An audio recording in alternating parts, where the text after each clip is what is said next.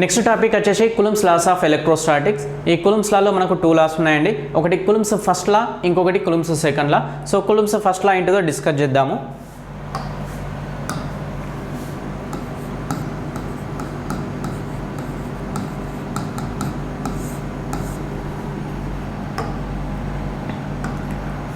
కులమ్స్ first లా ప్రకారము నేను ఏం చేస్తున్నా అంటే ఒక 2 ఛార్జెస్ను తీసుకుంటున్నా. ఓకేనా. సో 2 ఛార్జెస్ అంటే 2 same charges, nothing but 2 like charges. 2 like charges అంటే ఏం చేయండి, 2 సేమ్ ఛార్జెస్ తీసుకోండి. 2 సేమ్ ఛార్జెస్ అంటే ఏంటిది, ఒక ప్లస్ క్యూ కానీ,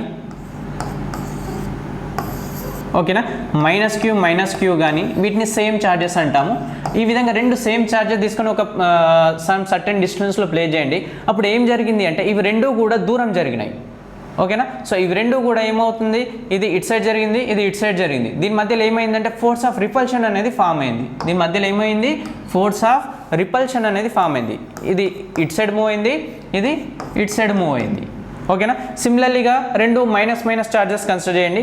అప్పుడు ఏం జరిగింది, ఇది ఇటు సైడ్ జరిగింది, ఇది దూరం జరిగాయి. సో వీటినే ఫోర్స్ ఆఫ్ రిపల్షన్ అంటాం. నెక్స్ట్ ఏం చేశాడు, ఇప్పుడు ఏం చేశాడు, అన్లైక్ ఛార్జెస్ కన్సిడర్ చేశాడు. అన్లైక్ ఛార్జెస్ అంటే ఏంటిది, 2 డిఫరెంట్ ఛార్జెస్ను కన్సిడర్ చేశాడు. ఓకేనా. సో 2 డిఫరెంట్ ఛార్జెస్ అంటే ఏం చేశాడు, ఒకటి ప్లస్ క్యూ తీసుకున్నాడు, ఓకేనా, ఇంకొకటి మైనస్ క్యూ తీసుకున్నాడు. తీసుకొని ఒక సర్టెన్ డిస్టెన్స్లో ప్లేస్ చేశాడు. అప్పుడు ఏం జరిగింది అంటే ఈ ప్లస్ అనేది మైనస్ సైడ్ మూవ్ అయింది, ఈ మైనస్ అనేది ప్లస్ సైడ్ మూవ్ అయింది. ఈ రెండింటి మధ్యలో ఫోర్స్ ఆఫ్ అట్రాక్షన్ అనేది ఫామ్ అయింది. ఓకేనా. సో ఇదే ఫస్ట్ లా అంటామండి. ఫస్ట్ లా ప్రకారం ఏంటి చెప్పండి, 2 సేమ్ ఛార్జెస్ తీసుకున్నాం అనుకోండి, దూరం జరుగుతాయి, ఫోర్స్ ఆఫ్ రిపల్షన్ అనేది ఉంటుంది.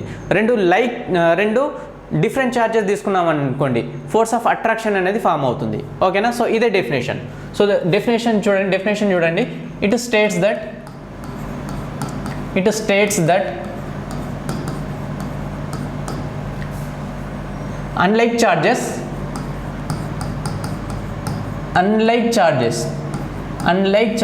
అంటే 2 డిఫరెంట్ ఛార్జెస్ ఏం జరుగుతుంది, attract each other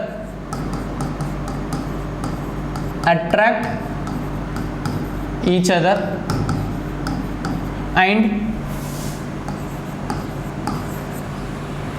like charges అంటే ఏంటి, 2 సేమ్ ఛార్జెస్ తీసుకున్నాం అనుకోండి, అప్పుడు ఏం జరుగుతుంది, రిపల్ ఈచ్ అదర్, దూరం జరుగుతాయి, repel each other. So this is called as a first law, Coulomb's first law. ఓకేనా. సో నెక్స్ట్ ఏంటిది, కులమ్స్ సెకండ్ లా చూద్దాము. కులమ్స్ సెకండ్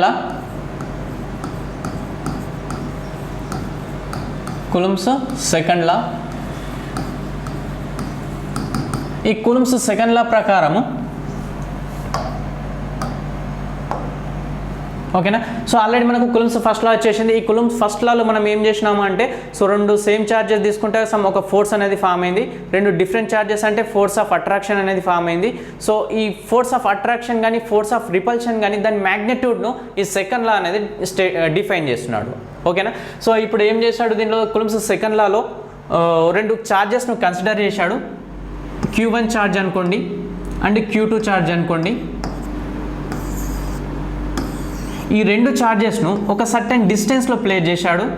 2 ఛార్జెస్ను ఒక సర్టెన్ డిస్టెన్స్లో ప్లేస్ చేశాడు. ఈ టోటల్ సెటప్ మొత్తం కూడా ఒక మీడియంలో తీసుకున్నాడు. ఈ టోటల్ సెటప్ కూడా ఏంది, ఒక ఎప్సిలాన్ అనే మీడియంలో తీసుకున్నాడు. ఓకేనా. అప్పుడు ఈ మ్యాగ్నిట్యూడ్ ఆఫ్ ఫోర్స్ అనేది ఏ విధంగా ఉంది అంటే, Coulomb's second law, it states that the magnitude of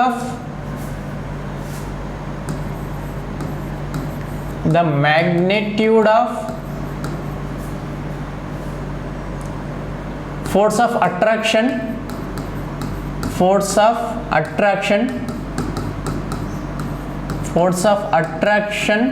and repulsion force of attraction and force of repulsion. First point ఏం అబ్జర్వ్ చేశాడు, 2 ఛార్జెస్ తీసుకున్నాడు. ఛార్జెస్ తీసుకొని ఒక సర్టెన్ డిస్టెన్స్లో ప్లేస్ చేశాడు. సో అప్పుడు ఫోర్స్ ఏ విధంగా ఉంది అంటే ఓకేనా. ఫోర్స్ ఏ విధంగా ఉంది అంటే is directly proportional to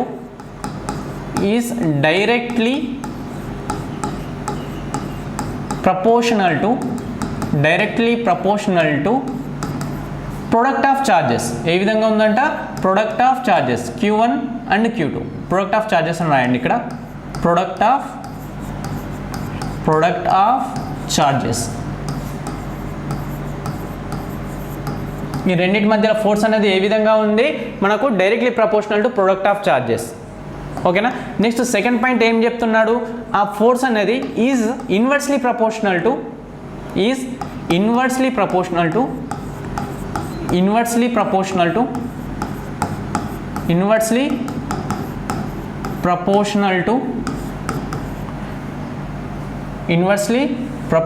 to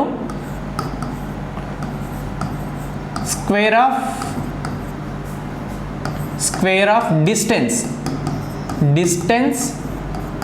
between them. Square of distance between them. Next ఇంకా థర్డ్ పాయింట్ ఏం చెప్పాడు, ఇంకో పాయింట్ ఏం చెప్పాడు అంటే it depends on medium.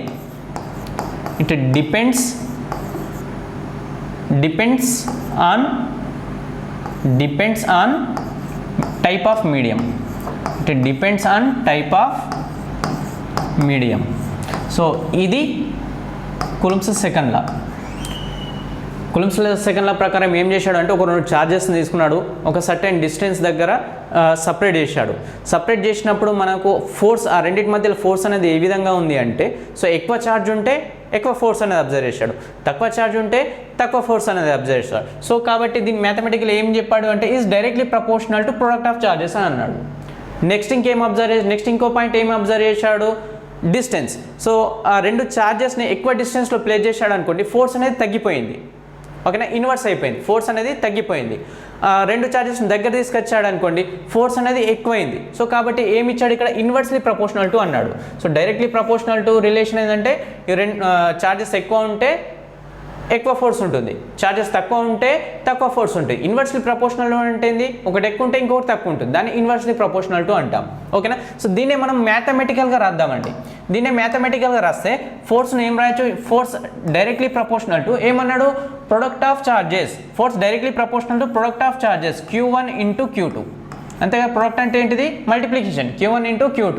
Next ఏమన్నాడు, is inversely proportional to square distance. అంటే ఇక్కడ రాయండి. ఓకేనా. So this is the force equation. ఓకేనా. నెక్స్ట్ థర్డ్ పాయింట్ ప్రకారం చూడండి, ఈ థర్డ్ పాయింట్ ప్రకారం ఫోర్స్ను దేనిపై డిపెండ్ అయి ఉంటుంది, మీడియం పైన డిపెండ్ అయి ఉంటుంది. ఆ ప్రపోర్షనాలిటీ కాన్స్టెంట్ను రిమూవ్ చేస్తే డైరెక్ట్లీ ప్రపోర్షనల్ టును రిమూవ్ చేస్తే సమ్ ప్రపోర్షనాలిటీ కాన్స్టెంట్ K వస్తుంది, Q1 Q2 by D square. ఓకేనా. సో ఇక్కడ K అంటే ఏంటిదంటే కాన్స్టెంట్, ప్రపోర్షనాలిటీ కాన్స్టెంట్. ఇది K అంటే ఏంటిది చెప్పండి, proportionality constant.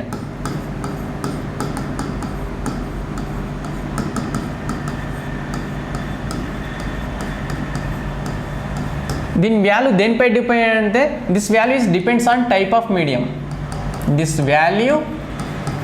Depends on type of medium పైన డిపెండ్ అయి ఉంటుంది. Type of medium.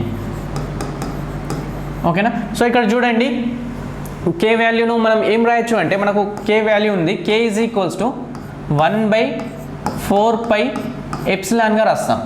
ఆల్రెడీ మనకు ఒక తెలుసు ఎప్సిలాన్ అంటే ఏంటిది అంటే, ఇక్కడ ఎప్సిలాన్ వచ్చింది, ఎప్సిలాన్ని ఏం రాస్తాము అంటే ఎప్సిలాన్ నాట్ ఇంటూ ఎప్సిలాన్ ఆర్గా రాయొచ్చు. ఇక్కడ ఎప్సిలాన్ అంటే ఏంటిదంటే పెర్మిటివిటీ అంటాం. ఎప్సిలాన్ ఏమంటాం మనము, పెర్మిటివిటీ.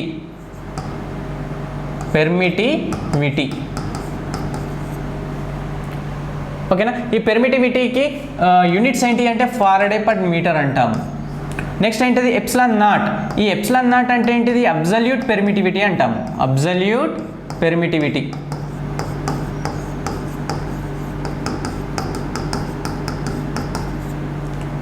ఈ అబ్సల్యూట్ పెర్మిటివిటీకి ఒక వాల్యూ ఉందండి. దీని యొక్క వాల్యూ ఏంటంటే 8.825 into 10⁻⁻12 farad per metre. Next ఏంటిది ఎప్సిలాన్ ఆర్ ఉంది. ఈ ఎప్సిలాన్ ఆర్ అంటే ఏంటిదంటే రిలేటివ్ పర్మిటివిటీ, రిలేటివ్ పర్మిటివిటీ అంటాం.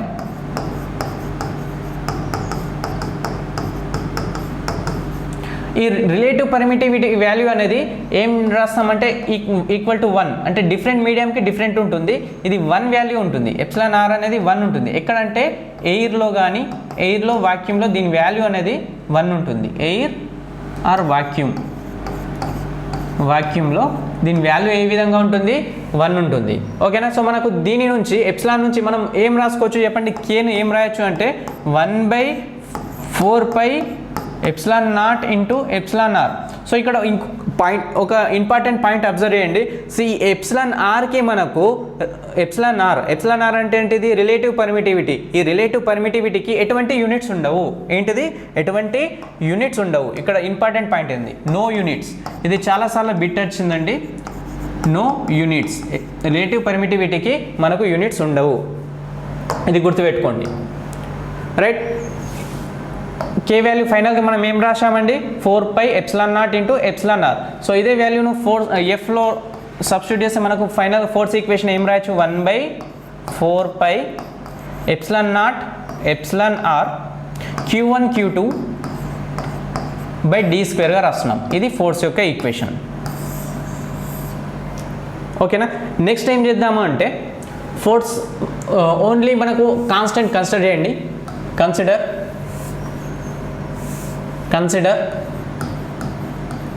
కన్సిడర్ ఓన్లీ 1/4π ఎప్సిలాన్ ఆర్ వాల్యూని మాత్రమే కన్సిడర్ చేయండి. మనకు ఎప్సిలాన్ నాట్ అంటే నేను ఏం చేస్తున్నా అంటే ఎయిర్ మీడియంని కన్సిడర్ చేస్తున్నా. ఎయిర్ మీడియంలో ఉందని అనుకుంటున్నా. ఓకేనా. ఎయిర్ మీడియంలో ఉందని అనుకుంటున్నా. అప్పుడు ఏం రాయొచ్చు అంటే ఈ వాల్యూను ఏ విధంగా సింప్లిఫై చేయొచ్చు, 1/4π ఎప్సిలాన్ నాట్ వాల్యూ ఎంత, 8.825 ఇంటూ 10⁻⁻12. నెక్స్ట్ ఎప్సిలాన్ ఆర్ అంటే ఏంటిది, 1. ఓకేనా. సో ఈ వాల్యూను మనం సింప్లిఫై చేయండి. ఈ వాల్యూను సింప్లిఫై చేస్తే మనకు ఎంత వాల్యూ వస్తుందంటే 9 ఇంటూ 10⁻9 వాల్యూ అనేది వస్తుంది. ఈ వాల్యూని తీసుకెళ్ళి మనకు ఫోర్త్ ఈక్వేషన్ ఉంది కదా, వాటిలో సబ్స్టిట్యూట్ చేస్తే 9 into 10⁻9 Q1 Q2 d². Final fourth equation ఏంటి చెప్పండి, ఈ ఫోర్త్ ఈక్వేషన్ ఏంటి చెప్పండి, 9 ఇంటూ 10⁻9 Q1 Q2 d². ఈ ఫోర్స్ను దేనిలో మెజర్ చేస్తున్నాము అంటే న్యూటన్స్లలో మెజర్ చేస్తాము. దేనిలో మెజర్ చేస్తాము, న్యూటన్స్లలో మెజర్ చేస్తాము. ఓకేనా. సో ఇది ఏ మీడియంలో, ఇది ఎయిర్ మీడియంలో అయితే ఈ ఫార్ములా, ఎయిర్లో తీసుకుంటే ఈ ఫార్ములా. ఒకవేళ నేను ఎయిర్ కాదు వేరే డిఫరెంట్ మీడియంలో తీసుకున్నాను అనుకోండి, అప్పుడు ఫోర్త్ ఈక్వేషన్ ఏ విధంగా రాయొచ్చు అంటే F = 9 into 10⁻9 Q1 Q2 d². ఓకేనా. ఇక్కడ ఇంతకుముందుకు నేను ఏం రాసిన, ఎప్సిలాన్ ఆర్ అనేది 1 రాసిన కదా, ఇక్కడ ఎప్సిలాన్ ఆర్ మాత్రమే రాస్తున్నా. This is the final equation for the force between the two charges. So దీని యూనిట్స్ ఏంటి అండి, న్యూటన్స్. వీటిని కూడా యూనిట్స్. ఇదేంటిది, డిఫరెంట్ మీడియంస్లలో. డిఫరెంట్ మీడియం అయితే మనము ఈ ఈక్వేషన్ను కన్సిడర్ చేస్తాము. ఓకేనా. This is the first law and second law.